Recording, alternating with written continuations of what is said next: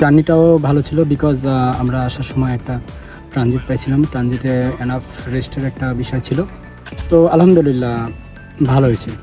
আপনারা facilities wise যে আমরা ফ্যাসিলিটিসটা পাচ্ছি বা ওভারঅল সব কিছু মিলে প্রিপারেশন ইজ গুড প্রিপারেশন। তো আলহামদুলিল্লাহ প্রথম দিনে প্র্যাকটিসটা খুব ভালো হয়েছে বিকজ আপনারা দেখবেন যেখানে অনেক ফ্যাসিলিটিসটা অনেক ভালো, উইকেট থেকে শুরু করে ফিল্ডিং প্র্যাকটিস থেকে শুরু করে রানিং থেকে শুরু করে সব ধরনের অ্যাক্টিভিটিস আমরা করতে পারছি। তো খুব ভালো হয়েছে।